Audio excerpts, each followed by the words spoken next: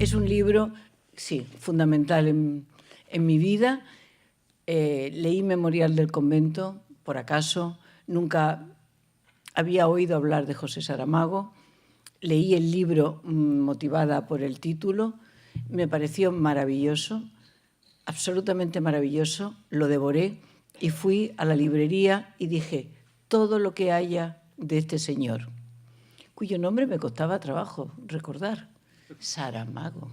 Luego, hasta que me di cuenta que en español, que somos tan bestias, un suave Saramago, portugués, es un jaramago, pero suenan tan distintos. Entonces, todo lo que había era solamente el año de la muerte de Ricardo Reis. Y por cierto, qué jóvenes somos cuando somos jóvenes y qué buena vista tenemos. Esta mañana me desperté cedísimo y fui a ese ejemplar en español. Dios santo, tiene una letra imposible de leer. ¿Cómo alguien pudo haber leído y conocido a Saramago por ese libro? Bueno, pues leí El año de la muerte de Ricardo Reis. No lo leí seguido porque iba reteniéndome, porque decía, ¿y el resto de mi vida, cuando acabe de leer este libro, qué voy a hacer? Ya me faltaban 2 páginas y era una sensación de vacío. Entonces hice una cosa que no se debe, pero la hice, se llama manipulación, y manipulé a unos cuantos compañeros para organizar un viaje a Lisboa. ¿Era Lisboa? No, era Saramago. Y entonces, un 14 de junio, sí, hay un... A lo mejor es porque estoy muy longe del micrófono. Vamos a ver. Un 14 de junio de 1986, finalmente el grupo se fue deshaciendo y a la última persona que me quedaba la amenacé de tal manera que... Porque yo no podía venir sociña. Primero, porque no estaría bien visto. Y segundo, porque no guío. Y tercero, porque no tengo carro. Entonces... Un colega me trajo y el colega, cuando entramos en el carro, le dije, a mí me gusta viajar en silencio. Y el otro me miró porque saben que yo no me callo ni debajo del agua. Y entonces vinimos porque necesitaba absolutamente no conocer a Saramago. Tengo que confesarlo. No sabía nada de Saramago. Suponía que sería como como los españoles, católico, bueno, católico no, pero perteneciente a la civilización, católico bajito y sentimental, que como siempre decimos que son los españoles. Eso parte de una definición de un autor catalán. Yo necesitaba absolutamente conocer el Arto de Santa Catarina, la Plaza Camões, la Rua do Alecrim, el Hotel Bragança. Era absolutamente fundamental, porque esa ciudad se había erigido en el interior, en el alma, y necesitaba los cheiros, las rúas, por donde iba Ricardo Reis cuando iba con Fernando Pessoa, tratar de ver si eran reconocibles, si estaban todavía el muerto y el inexistente caminando, si por casualidad alguno de los dos o los dos podían ser vistos. Mas diga-me uma coisa, Pilar, nessa altura já tinha conhecimento da obra de Fernando Pessoa, do Ricardo Reis, dos heterónimos, era algo que lhe era familiar? Hombre, sabía que existía Fernando Pessoa, punto. No, el libro del desasosiego había salido por esas fechas en una traducción de Ángel Crespo, y de hecho yo lo traje. Vine con El año de la muerte de Ricardo Reis y con el libro del desasosiego. Pero tengo que decir que en España, y sobre todo, hubo un escritor que se llamaba Francisco Umbral, que escribió en el periódico donde él escribía, y también lo dijo en televisión, que Saramago era otro heterónimo de Pessoa. O sea, que se dejaran de esto de querer ahora identificar a autores contemporáneos. Él lo decía un poquito para que contemporáneo él, los otros eran del pasado. No era por bondad, era por acaparar espacio. Pero sí, fue sorprendente la irrupción en los 80, en los primeros 80, no, 84, 85, 86, la irrupción de José Saramago en España fue algo portentoso. Es verdad que él nos dio a conocer a Fernando Pessoa. Es verdad que muchos no hemos conseguido ya nunca más separar la figura de Fernando Pessoa auténtico con el Fernando Pessoa descrito en este libro. Y es verdad que fue un fenómeno como probablemente no se haya repasado nunca más en España. Sí había ocurrido antes, el boom latinoamericano, cuando García Márquez, Vargas Llosa, Carlos Fuente, el boom latinoamericano conmovió. El siguiente boom foi José Saramago. Mas vamos voltar à história, porque a história da vinda a Lisboa e o encontro com Saramago é que estávamos interessados. Pues pero no tiene nada picante. En ese viaje. En ese viaje no. Bien, es verdad que él cuando vio entrar en la cafetería a la señora que vio entrar tampoco se lo podía creer. Es que en la altura yo era joven. Fue sorprendente porque no había pensado en una persona física, no tenía ni idea de cómo podía ser. Y me pareció que de repente veía a un señor muy magro, muy bien vestido y muy alto. Yo debí de parecerle idiota. ¿Y a él qué le pareció? Pues no lo voy a contar porque lo ha contado él y él lo cuenta mejor. Entonces estaba a escribir La llangada de pedra, casualmente. Fíjense la magia de la literatura, cómo puede ser. Vine aquí porque había leído a Saramago. De alguna manera, cuando se lee unos libros, se lee a un autor. Luego el autor ya se conoce. Bueno, pues eso fue en junio. Pero en Semana Santa, él había estado unos días antes, en abril, para escribir A llangada de pedra, había ido a mi tierra. Pero mi tierra, nací en Sevilla, pero me considero más del lugar donde nació mi madre, que es en un sitio absolutamente perdido, paisaje lunar, en la Sierra de Granada, por donde nace el Guadalquivir, porque quería saber, el hombre de Orce había aparecido, cómo sería la tierra del hombre de Orce, que él estaba en ese momento a escribir el romance A llangada de pedra, y se decía que era los restos del hombre más antiguo de la península ibérica. Y él inventó Pedro, por piedra, y Orce como un homenaje a los restos de ese primer hombre. Entonces, cuando nosotros nos conocimos, nos dimos cuenta que ya nos conocíamos, porque habíamos conocido nuestros paisajes, nuestros usos, las costumbres, y en su caso, evidentemente, porque había visto su literatura. Y sí,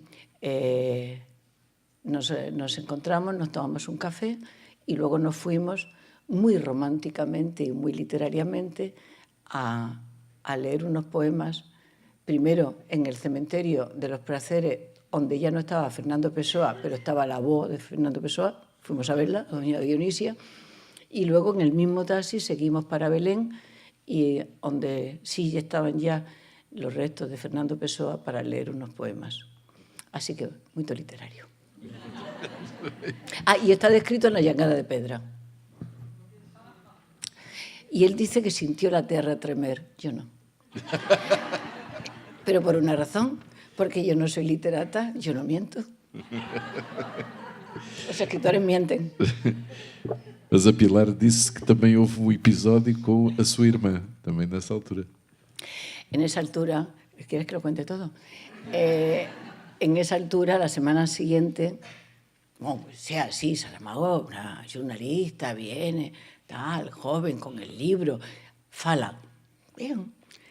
Pero a la semana siguiente vienen 2 jornalistas desde Madrid y vienen a entrevistarlo también por o ano da morte de Ricardo Reis y también porque quieren hacer la misma ruta, también porque quieren ficar y ellos fican en el Hotel Braganza.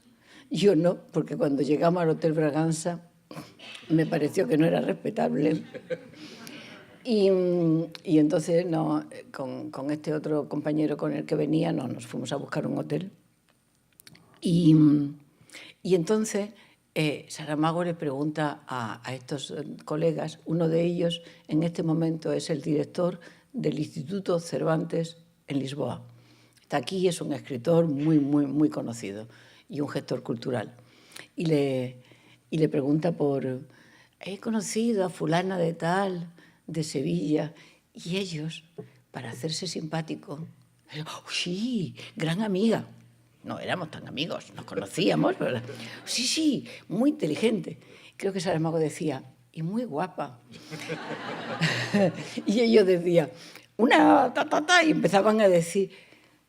Saramago lo primero que retuvo era el aspecto físico. Y entonces ellos vendieron muy bien mi producto. Entonces llegaron a España y me llamaron y me dijeron, oye, un escritor portugués parece que está interesado por ti, no sé qué. Yo disimulé porque sabía que algo iba a pasar. Y pasó. Tardó unos meses, pero pasó. Y luego a la semana siguiente apareció la hermana con la que luego iríamos a vivir a Lanzarote, también sin decir nada y sin comunicar, también motivado por o ano da morte de Ricardo Reis y por Pessoa, también vinieron el marido y ella a hacer el mismo recorrido, las mismas paradas y las mismas impresiones. Muito bem. Pilar, aqui, enfim, agora da sua vivência com José Saramago, enfim, das fontes que eu consultei, foi feito um levantamento, não sei se é total, que nos livros nos romances e nas peças teatrais de Saramago, que há cerca de 354 protagonistas e figurantes. Enfim, isto está num dicionário de personagens da obra de José Saramago, que foi editado no Brasil pela professora Salma Ferraz.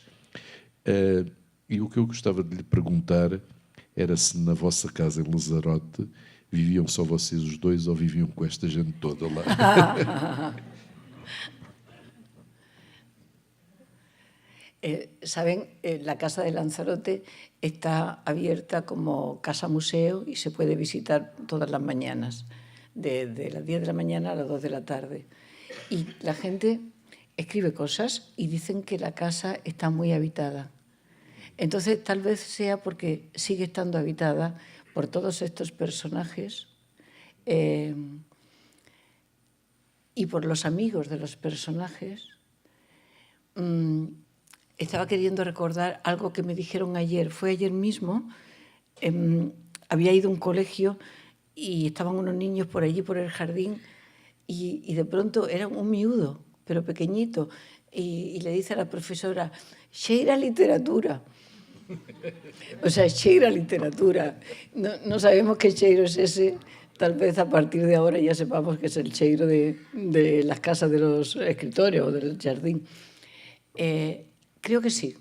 Desde luego Fernando Pessoa sí. José Saramago siempre tuvo y está y continúa estando en su escritorio el diseño clásico, una gravura de Julio Pomar. Entonces, lo primero que entras, cuando se entra en el escritorio, y él siempre lo tuvo delante, era Fernando Pessoa, porque él practicaba una religión pessoana. José Saramago, no, pero tenía una relación de conflicto. ¿La cuento? ¿Saben por qué escribió este libro? Porque cuando tenía 16 años y ainda no sabía lo que era esto de los heterónimos, él encontró un poema de un señor llamado Ricardo Reis que fue un lema de vida para siempre. Dios. Pon lo que eres en lo que haces. Dios mío, se me acaba de ir. Bueno, eso, seguro que lo saben. Sé todo en todo lo que haces entero. En fin, pues se me acaba de ir. O sea, lo veo todos los días y se me acaba de ir. Y él lo adoptó eso como lema de vida. Todo en todo. Y muy bien. Tenía 16 años y la vida pues no sabía lo que le iba a deparar. Pero un día ya descubre que Ricardo Rey no existe, que Fernando Pessoa y que hay otros heterónimos, y conoce otras obras de Ricardo Reis. Entonces lee un poema que le parece maravilloso formalmente, pero que le parece una monstruosidad política y social, que era "Sabio é o que se contenta con o espectáculo do mundo". Entonces Saramago dice, ¿qué? Entón, ahora vamos a ser todos contemplativos y el mundo va a ir mellor con tanto contemplativo. Y eso fue como una especie de rencor. ¿Cómo este poeta de estas odas maravillosas puede decir semejante cosa? Y lo iba rumiando. Y un día en Berlín, acababan de hacer una visita en Berlín todavía dividido, en Berlín comunista y tal, y él estaba viendo el mundo desde Berlín, de un Berlín siniestro. Yo creo, cada vez que lo describía, pienso en los filmes por ejemplo. Y entonces dice él que después de haber hecho un recorrido por la ciudad, estaba cansado, se retira a su cuarto de hotel, se echa sobre la cama. Lo estoy viendo vestido y con los zapatos, porque no estaba allí para decirle, por el amor de Dios, retira la colcha y quítate los zapatos. Pero estoy segura que estaba vestido con zapatos sobre la colcha, donde 200.000 hombres más se habían acostado, seguro. Y dice que le cayó del techo, como una losa, o ano da morte de Ricardo Reis. Y ahí nació el romance, en Berlín, fruto de ese resentimiento que venía amasando, o ano da morte de Ricardo Reis, que era el 35. Y 35-36, 35 Pessoa. Saramago decía, lo dice en este libro, y lo mantuvo toda su vida, que los seres humanos, los 9 meses primeros de nuestra existencia, no estamos del todo vivos, pero ya existimos. Y que después de la muerte, los 9 meses siguientes a la muerte, no estamos del todo muertos, aunque cada día vamos siendo olvidados un poquito más. Hasta 9 meses ya, dice Saramago, que es lo que dura el olvido. En los 9 meses que van de la muerte de Pessoa a Ricardo Rey, ¿qué está pasando en el mundo? Y entonces le dijo, ven, querido poeta de las odas maravillosas, ven que te voy a contar lo que es el mundo para ver si puedes aguantar ese espectáculo. Te voy a contar el espectáculo de la guerra de España, de los levantamientos de Portugal, de la dictadura. Te voy a contar el auge, el principio del fascismo, del nazismo y cómo se va incubando o ovo da serpente, y a ver si eso te hace sabio. Portanto, decididamente, Fernando Pessoa era uma personagem dos romances de Saramago. Absolutamente, yo creo que sí. Yo creo que era...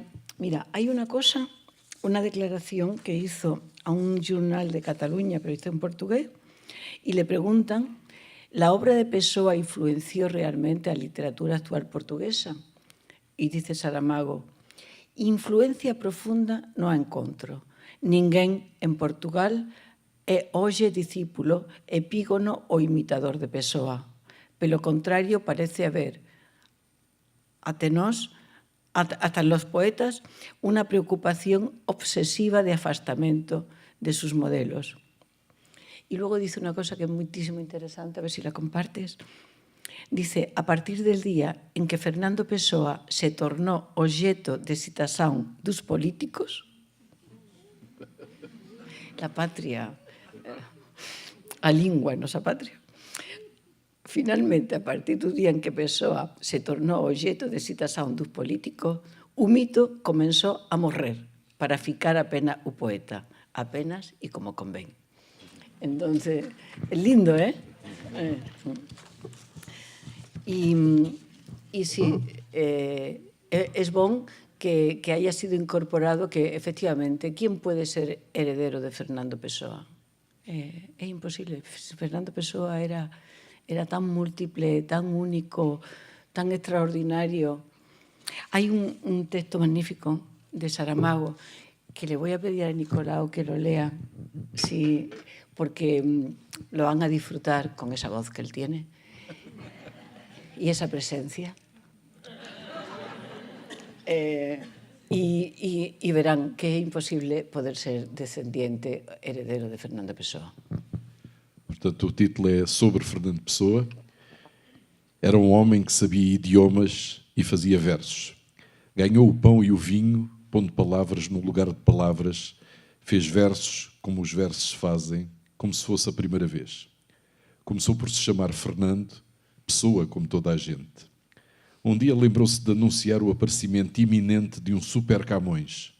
Um Camões muito maior que o antigo, mas sendo uma pessoa conhecidamente discreta, que só ia andar pelos douradores de gabardine clara, gravata de lacinho e chapéu sem plumas. Não disse que o super Camões era ele próprio, afinal. Afinal, um super Camões não vai além de ser um Camões maior. E ele estava de reserva para ser Fernando Pessoa. Fenómeno nunca visto antes em Portugal. Naturalmente, a sua vida era feita de dias, e dos dias sabemos nós que são iguais, mas não se repetem. Por isso não surpreende que em um desses, ao passar Fernando diante de um espelho, nele tivesse percebido de relance outra pessoa. Pensou que havia sido mais uma ilusão de ótica, das que sempre estão a acontecer sem que lhes prestemos atenção, ou que o último copo de aguardente lhe assentara mal no fígado e na cabeça. Mas à cautela deu um passo atrás para confirmar se, como é a voz corrente, os espelhos não se enganam quando mostram. Pelo menos este tinha-se enganado.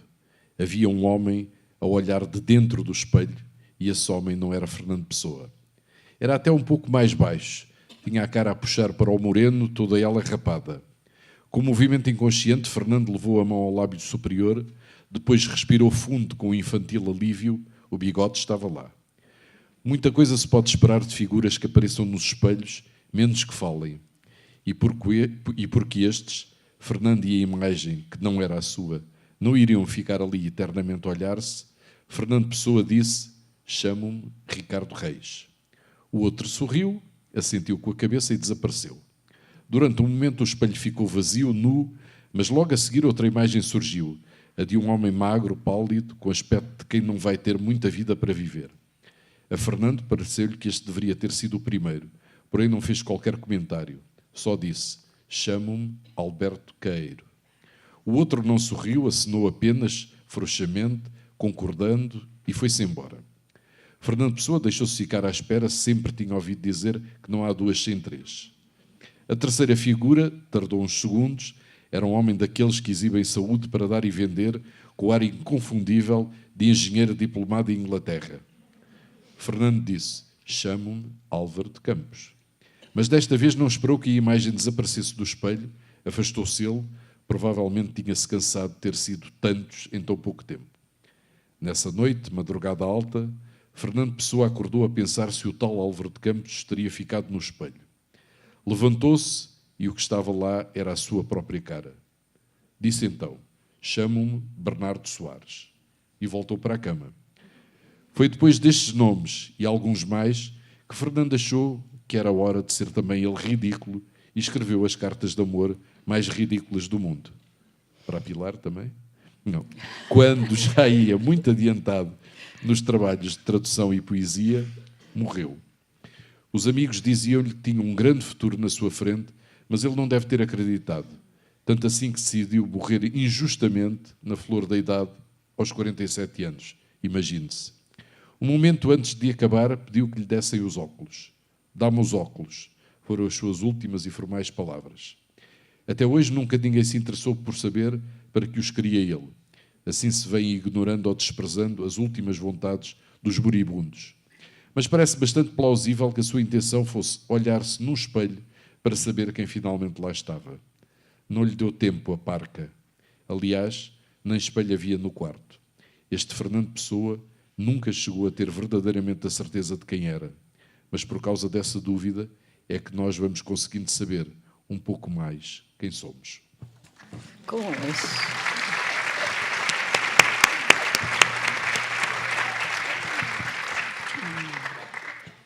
Muito bem, Pilar. Lindo, é? É muito bonito, é muito bonito. Há pouco, quando sabia que tinha este encontro, que tínhamos aqui este encontro, e vinha a pensar que depois de Fernando Pessoa, e Fernando Pessoa, obviamente, como todos nós sabemos, teve a sua obra toda publicada praticamente depois da sua morte, enfim, tirando o caso da mensagem, o resto foi tudo publicado depois da sua morte e só se tornou famoso depois disso. Mas depois de Fernando Pessoa, José Saramago é claramente o Fernando Pessoa da atualidade. Embora, obviamente, não tenha nada a ver um com o outro, nem em termos de escrita, de imaginário, etc., que está por trás das suas personagens. Mas é possível fazer, de algum modo, um paralelo entre a importância que teve Fernando Pessoa y a importância que teve José Saramago? Pues no creo. Es que son universos distintos.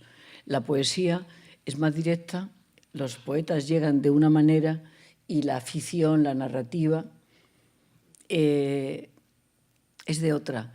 En principio se podría decir que no.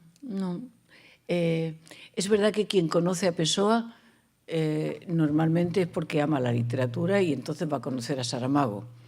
Es posible que quien lea a Saramago no necesariamente conozca a Pessoa, salvo que haya leído Guano da Morte de Ricardo Reis, porque la poesía siempre es más minoritaria. Hay algunos fenómenos, Pessoa, claro, o Federico García Lorca, pero a veces se conocen más el nombre. Es difícil leer poesía. Hace falta tener una voluntad de ser invadido enorme, porque la poesía es que es destroyer. Uno está tan tranquilo y de pronto le entra un poema y se queda, claro, uno se queda sin respiración y uno se tiene que preservar. Mas Pilar, Saramago também escreveu poesia. Qual era a relação dele com a sua poesia? Mala. ¿No gustaba? No, él fue poeta tardío. O sea, normalmente las personas, los adolescentes, escriben poesía y luego ya cuando tienen unos años más pasan a la narrativa. Saramago había escrito narrativa. Yo he hecho que su poesía era siempre una poesía amorosa, motivada por situaciones no del todo... Bueno, he dicho amorosa, pero no es solamente amorosa, amor hombre-mujer, también amorosa por situaciones, por conceptos, por la libertad, por los mitos, hay unos poemas que adoro que son Don Juan en el infierno, Lamento de Don Juan en el infierno, Orgullo de Don Juan en el infierno. Sí, pero siempre decía que él era un poeta menor y cuando tardó mucho en aceptar que le tradujeran la poesía, no quería. Él decía que podía dar 90 nombres de autores contemporáneos que deberían ser traducidos antes que su poesía. Cuando finalmente fue traducido, fue ya tarde, fue en los años 2000, antes había unas antologías en Italia, en España y tal vez en Alemania, poco. Pero lo curioso es que el otro día Eduardo Lorenzo le mandó una profesora de Italia una edición bilingüe traducida por ella de poesía de José Saramago, y Eduardo, que es una persona tan cortés y tan amable, pues empezó a leer la poesía para poderle comentar a la profesora de Italia. Y a continuación me llamó y me dice, pero nunca había leído a Saramago poeta. es un buen poeta, es un gran poeta. Él estaba admirado. Yo creo que él estaba sorprendido de llegar a los 95 años sin haberse enterado de algo. Porque Eduardo Lorenzo lo sabe todo. Google y Eduardo Lorenzo. Un problema de un autor del siglo XIX mexicano que escribió, se le pregunta a él y él lo sabe. Entonces estaba sorprendidísimo. Pero Saramago no tenía no valoraba su poesía y decía que tal vez hubiera más poesía en su romance que en su propia obra poética. E no quadro da sua... É muito difícil, porque eu tenho a ideia que qualquer livro que é escrito por um escritor é como um filho. E, portanto, perguntar a um escritor de que filho gosta mais é sempre difícil. Mas, em relação ao ano da morte de Ricardo Reis, para Saramago tinha uma importância especial na sua obra? Tiña. Yo creo que los fillos primeros marcan mucho. Yo soy la primera de 15 hermanos. Y cada vez que digo, es un disparate, no se pueden tener tantos fillos, siempre hay alguno de mi hermano que dice, ¿desde cuándo nos quieres matar? ¿Desde qué número? ¿7, 8? En fin. No, pero yo sí que creo que los primeros marcan más, y evidentemente la escritura de Memorial do Convento, de Levantada do Chão, do ano da morte de Ricardo Reis, fueron momentos muy, muy importantes en su vida, importantísimos, definitivos, los hizo con un esfuerzo. Este tomo le costó un año de investigación de journals. Dicen, es que pones mucha lluvia en ese libro. Dicen, no, es que leía los journals cada día y es que llovió mucho. Ese año llovió tanto como este. Yo nunca había visto tanta agua, nada más que en este libro y este año. Y fue un trabajo de investigación grande. No había las facilidades de ahora. Ni siquiera se podía cambiar de óculos tan fácilmente. Y llevaba unos óculos grandes entonces y volver porque no se podía retratar, porque no estaba informatizado. Y tenía que saberlo todo para luego olvidarlo todo. Porque a la hora de hacer un romance no se puede estar contando, hacer la historia. Es un romance.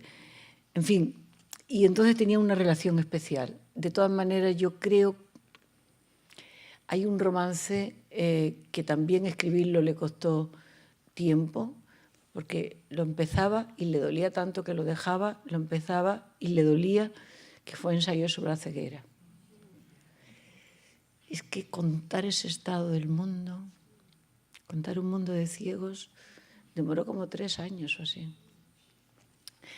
Y había alguna cosa de sus libros que no podía leer. Intentaron hacer una serie de televisión, que después no salió, en España, a partir de Levantada do Chão. Sería una especie de Novecento, pero en televisión, con los camponeses y la épica de 4 familias, de 4 generaciones de camponeses sin tierra. Y Saramago intentó leer un día y no lo consiguió. Y nunca más volvió y decía, no me acercaré. El momento de la tortura de un campesino, un activista, un comunista que fue asesinado en la dictadura, Germano Vidigal, y entonces el momento de la tortura lo describe desde la posición de la formiga, una formiga que va pasando y va viendo, todavía le siguen dando y que se quita para que no le salpiquen sangre, y la formiga pasa otra vez y continúan y pasa, porque él decía que no podría describir la tortura de otra manera. Necesitaba distanciarse tanto y la describe desde la posición de una formiga, pero luego no lo consigue leer nunca más. Pilar, há pouco disse-nos enfim, um facto curioso, que para escrever A Jangada de Pedra, que Saramago se deslocou a um sítio, enfim, que tinha das suas raízes familiares. O método de trabalho de Saramago passava por aí, ou seja, quando escrevia sobre algum... queria localizar certos factos, ia aos sítios conhecer exatamente. En el caso de Mafra, sí, Memorial do Convento y todo Mafra, y lo describe también que hay personas, en Mafra propiamente dicho, que van diciendo en la casa donde la familia de Blimunda o de Baltasar, y algunas personas de Mafra dicen esa es la casa, y hay personas que van buscando la casa. Hace poco tiempo, una amiga pasaba por el Alto de Santa Catarina y estaba señalando la casa donde vivió Ricardo Reis y donde recibía a Lidia, y donde Lidia fica grávida, y donde tienen un momento amoroso y sentimental estupendo, y hay un tremor de tierra y él se pone tan contento porque estaba convencido que había sido él, el orgasmo que había provocado Ricardo Reis. Entonces esa amiga iba señalando la casa y se pasa un señor de un bar o uno de los, no sé, es un trabajador de la rúa, y le dice a esta amiga, dice, oiga, la señora sabe que ese hombre no existió nunca, o sea, que no pudo vivir ahí porque no existió. Y mi amiga, sí, sé que es literatura, pero... Bueno, pues ahí se documenta en este libro, se documenta en Memorial do Convento, se documenta en la península ibérica, mientras la península ibérica está quieta.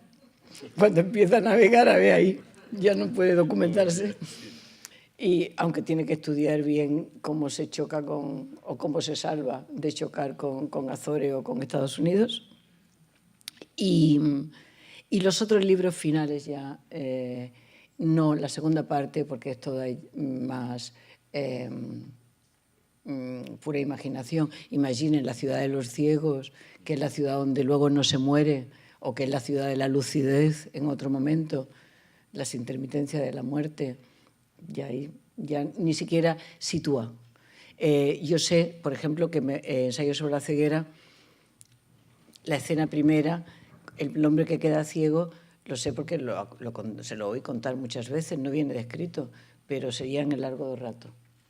Y el carro va subiendo va para Moreiras, y ahí se para y son la otra. Imaginen ese sitio tan terrible de tráfico por todas partes, que es Largo do Rato, y él lo imagina todo lo imagina en Lisboa, como imagina en el Ensayo de la lucidez, imagina que van todas las personas caminando a la presidencia de la República, evidentemente van hacia Belén, pero no lo dice, en ningún momento está descrito que sea Lisboa. E aí, ainda no ano da morte de Ricardo Reis, José Saramago dá mais vida à personagem, não é? Não só o traz de volta do Brasil para Portugal, como lhe prolonga a vida. Ele tinha alguma explicação, alguma vez deu uma explicação à Pilar, porque é que necesitava disso para escrever um livro, provavelmente. Sí, por eso, lo de los 9 meses, y luego también le parecía que Lidia de las Odas, convertirla en una camarera de hotel, y además una camarera con criterio, con criterio y con osadía, porque poner 2 almohadas en la cama y el otro entender que las 2 almohadas es porque va a venir a visitarle. O sea, esto de los escritores, de verdad, de vez en cuando se montan unas historias. Y sí, pero claro, lo necesitaba. Pero en el fondo, claro que es el libro de Pessoa y de Ricardo Reis, y que es una permanente conversación entre los dos, pero el protagonista absoluto del libro es su ano. Es su ano 36. Con ellos dos, pero ellos dos son los que van a contar Uano, con todas sus reflexiones, con sus insatisfacciones. Pessoa cada vez más, perdiendo más capacidades. Hay un yogo inicial de esto de mirarse al espejo, de no verse, de ya no poder leer, de no precisar óculos, de la dictadura tremenda de la avó. E que é moi interesante. E eu gosto moito tamén de esos paseos, de esa situación de ir a llantar a un restaurante Ricardo Reis e el camarero, por no se sabe qué, pero servir 2 copas de vino, servirle a Ricardo Reis, servir una copa y ya quedarse como un símbolo. ¿Qué les voy a confesar? Pues en mi casa también lo hacemos, ya. Ponemos siempre una copa por si acaso. Lo mantenemos, ese ritual de tener la copa, de servir la copa se hace. Neste encontro entre o Fernando Pessoa e o Ricardo Reis, acha que Fernando Pessoa como é dizer isto, é bem tratado por Saramago? Yo creo que absolutamente sí. Con un cariño y con una ternura que probablemente no recibiera en vida Fernando Pessoa, que era una persona tan singular y con tantos problemas de relación, pero yo creo que aquí la relación muy macho, muy de hombre a hombre que se establece entre Ricardo Reis y Fernando Pessoa, entre 2 iguales al fin y al cabo, tan iguales que eran el mismo. Claro, a mí me parece que serían las conversaciones que tal vez Fernando Pessoa no pudiera tener. Porque el problema, claro que Fernando Pessoa tenía su grupo, y estaban sus amigos, y estaba a Tabacaria, y estaba, en fin, y su grupo de, ¿cómo se llama el grupo de Fernando Pessoa? El grupo poético, Orfeo, por Dios.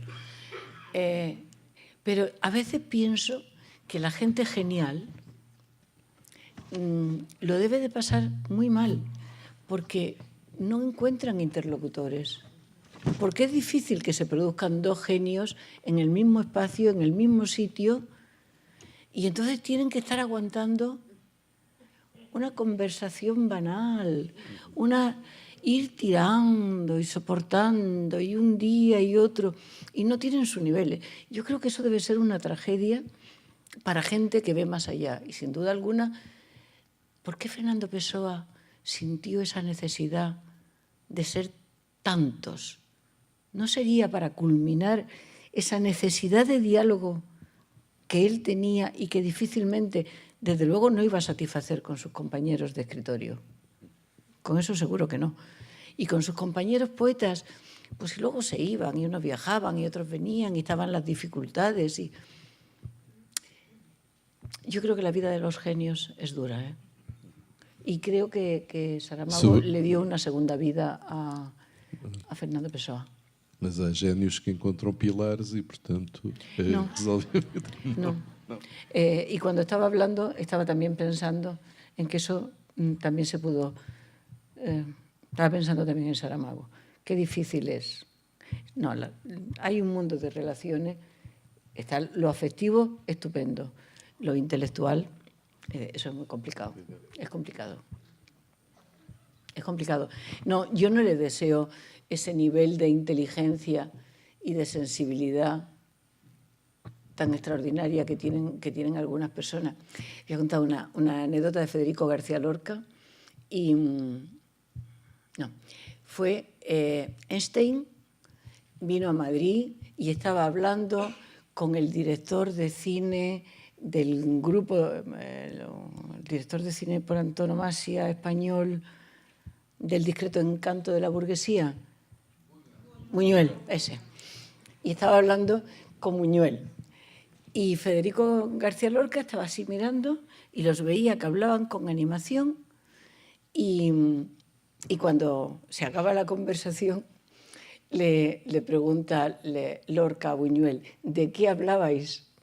Y dice el otro, de que todo es relativo. Entonces, son esas conversas, claro, o sea, estamos hablando de Buñuel, Federico García Lorca, Einstein, ese nivel. Los escritores José Saramago decía que la mejor definición, lo hablamos antes, de un escritor es alguien que no sea yo en un lugar que no sea este. Alguien que no sea yo en un lugar que este. Y esa ansiedad les lleva y escriben otro mundo y describen personajes. Sí, pero tienen una insatisfacción permanente que yo no creo que puedan ser muy felices, los grandes genios. Mas há pouco também disse algo que eu gostava de tentar explicitar melhor. Quando, portanto, que Saramago tinha o quadro de Pomar do Pessoa, que certamente admirava a obra de Pessoa e Pessoa, mas que depois interrogava-se como é que Pessoa tinha escrito algumas coisas, talvez aqueles poemas mais patrióticos, digamos, e isso como é que ele entendia essa dicotomia? Achava que era própria do gênio também de Fernando Pessoa? Hombre, claro, es que eran personajes, ¿no? Y cada personaje siendo el autor, pero son distintos, ¿no? A él, a José Saramago, lo que le hacía mucha gracia y lo único que le parecía que no estaba en el patamar exigible era lo de las cartas de amor de Fernando Pessoa a Ofelia. Esas. Por lo demás, claro que había poetas que le gustaban más y poetas que le gustaban menos. Claro que lo del Quinto Imperio y que había algunas de las invocaciones de Fernando Pessoa estaban muy datadas, pertenecían a una época y a una forma de estar en la vida que probablemente Pessoa vivió más tiempo, independientemente que estaba la provocación. Y la provocación, esa Saramago no tenía más remedio que aplaudir, porque él también era un provocador y porque le parecía que era una forma de ir avanzando. Sí, políticamente Fernando Pessoa, pues, bueno, ¿cuál de ellos? Sí, en principio sería un hombre conservador, anarquista, pero que por otra parte estaba por... Hace unos años me pidieron que comentara, que escribiera sobre lo que Pessoa pensaba de Cataluña.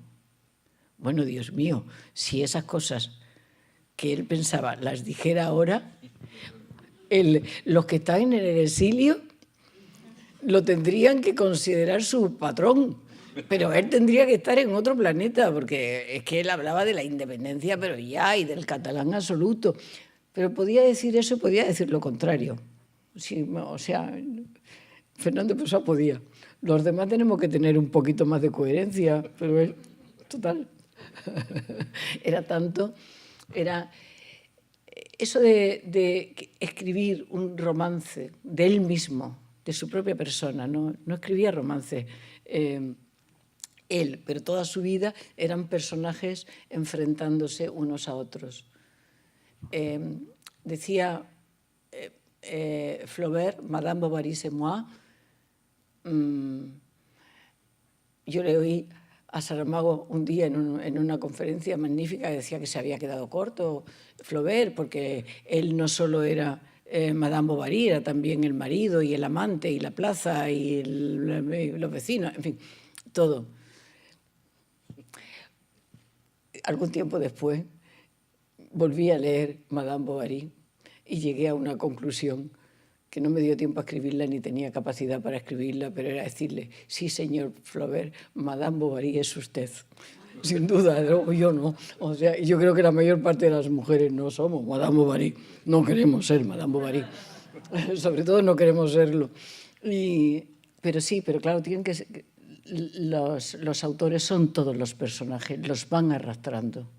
¿Cómo son los últimos años de Tolstoy, los últimos días? Arrastrando todos sus personajes, arrastrando sus vidas, sus contradicciones, sus vidas, sus contradiciones. E pedindo perdão a Deus. Agora uma pergunta mais pessoal. José Saramago conheceu-a? viveu consigo. Creí que me iba a preguntar Não, por, não por vou- enamorados. Não vou nada perguntar. Não, José Saramago pensava, continuou sempre a pensar em português ou pensava também em espanhol, em castelhano? No, pensaba en portugués, escribía en portugués y con los caens falaba en portugués. Então com quem é que falava em espanhol? Pero con el resto. Vamos a ver, con los caens tiña de falar en portugués porque es que además un can se llamaba Camões. Entonces, ¿cómo no falar con Camões en portugués? Con el otro que se llamaba Pepe y ¿saben por qué se llamaba Pepe mi primer can? Porque detestaba profundamente que los españoles le dijeran Pepe a José. En España, efectivamente, los José son Pepes. Y entonces él le puso Pepe al can para que cada vez que alguien le dijera, oye, Pepe, ¿qué te parece? Y José decía, me parece bien, pero ¿por qué se lo dices al can? Entonces, y el otro se llamaba Camões porque un día oigo que me están llamando a gritos por el jardín y es la vecina que me dice, por favor, llama a mi marido que hay un perro rabioso. Ella iba con su fillo pequeñito en un carro y dice que había un can y digo, está el teléfono, era la época que había un teléfono y digo, el teléfono está ocupado, ahora les cuento por qué y por quién. Y digo, pero no hay ningún can. Y me dice, sí, se ha metido debajo del carro. Digo, un can rabioso debajo del carro. Y entonces miro, también yo soy una atrevida, pero miro y veo una cosa así, preto, lindo, y inmediatamente viene detrás, andando muy mal, porque tenía unas patas compridas, y se viene detrás de mí. Yo dije, no está nada rabioso, y ya el can fica en el jardín para que la vecina pudiera continuar con Gufillo hacia la casa. Y ya entonces acaba José de falar por teléfono, estaba en ese momento hablando con Manuel María Carrillo, que le estaba comunicando que le habían dado el premio Camões. Y entonces sale él muy contento de su escritorio y me dice, era Carrillo, que me han dado el premio Camões. Y de pronto veo así al can, digo, pues aquí acaba de entrar un Camões también. Y entonces las dos cosas llegaron juntas y quedaron ya siempre unidas. Y decía José que nunca se dirá tantas veces el nombre de Camões como se decía en nuestra casa permanentemente. Bien es verdad que muchas veces era Camões. Yo no es de ira porque Camões estaba mordiendo las cosas. Y ¿me permites? ¿Puedo contar una cosa más de Camões? Pepe murió el primero, la segunda, que era la mía, que era así chiquitita, tenía un cerebro súper pequeño, solamente le cabía una persona. Y odiaba a mi marido, o sea, lo odiaba. Y no le dejaba que entrara en el cuarto, y además ella creía que era grande. Era así.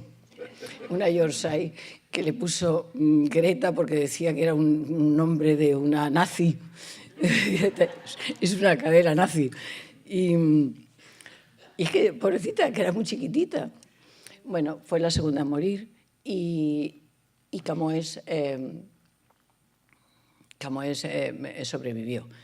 Cuando yo sabía que ya estaba muriendo, le hice que le pasara la mano por el hombro varias veces, pero telefoné a una amiga para que se lo llevara a la casa de mi amiga con otros caens, donde ficaba cuando salíamos. Y un mes después yo volteé a casa y ya reclamé a Camões, entró muy bien, muy contento todo el día. Vinieron varios amigos conmigo, regresando a la casa de Lanzarote, estaban allí en la casa, y por la noche de repente Camões hace un gesto inesperado, se va al sitio donde se sentaba mi marido, empieza a cheirar, se va para el cuarto, viene del cuarto, va otra vez para la cadera, de la cadera al cuarto, y de repente se para en mitad de la casa y hará ¡ah!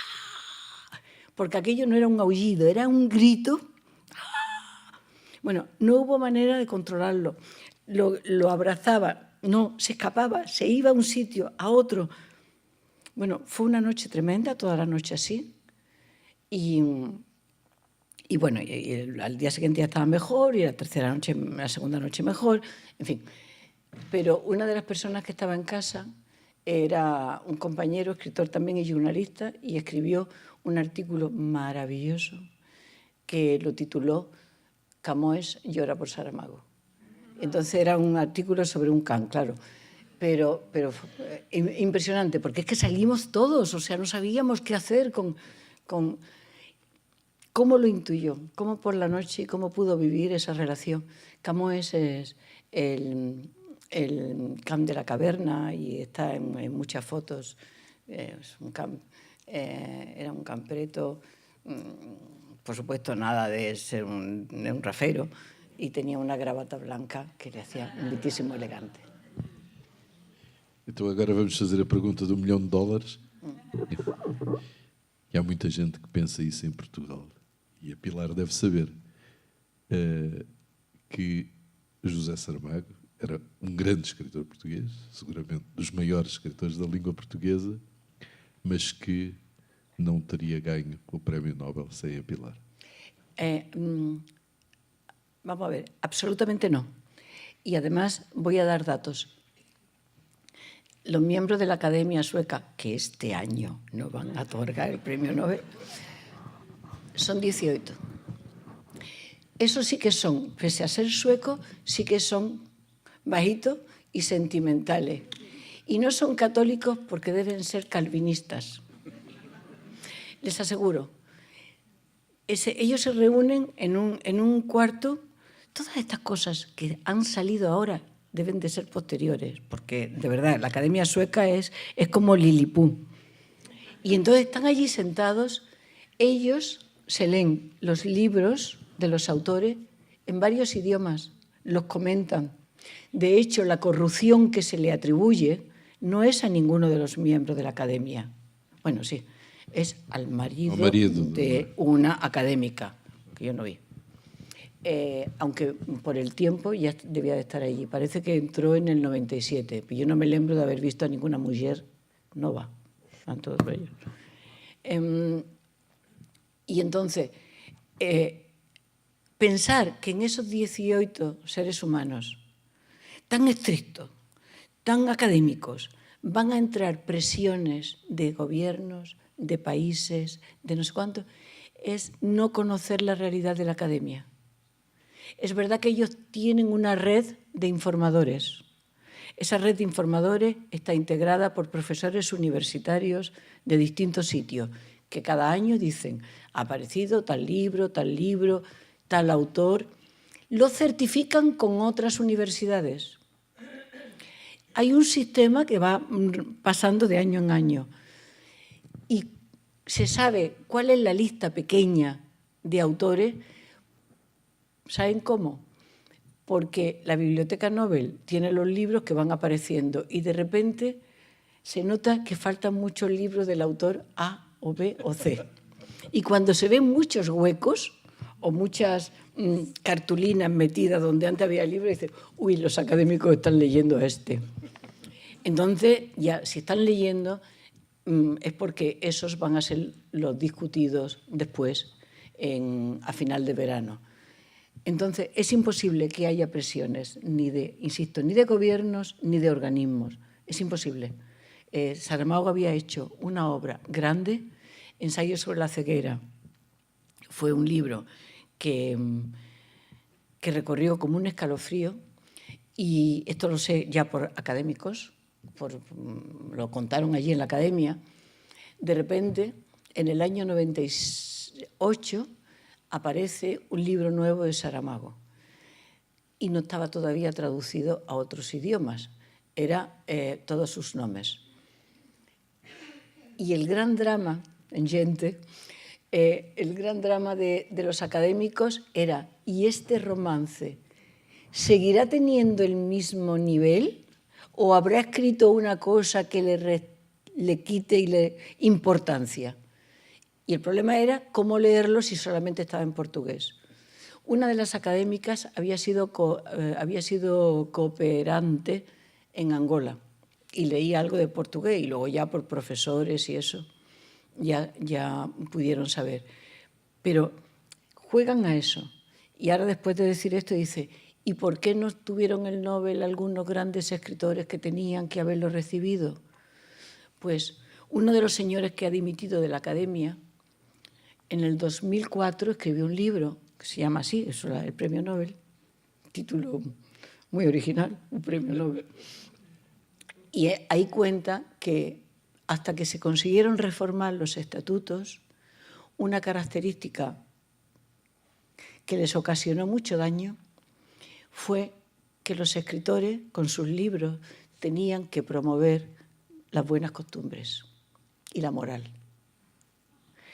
Entonces, eso era una especie de buenismo que hacía que hubiera escritores que no pudieran recibirlo, porque no eran escritores ejemplarizantes. Eso desapareció en los años finales 40, consiguieron hacer un cambio de estatuto, que es dificilísimo, porque interviene la monarquía, porque tiene que ir al Parlamento. Es tan complicado y tan difícil que la única forma que han tenido para modificar la situación de lo que estaba pasando es salir. Decir, no hay quórum, me voy, por lo tanto no va a haber premio Nobel. Y como esto no lo van a poder sostener, ya ponen al poder político y a la monarquía, los ponen a trabajar para que efectivamente se resuelva este problema que tienen.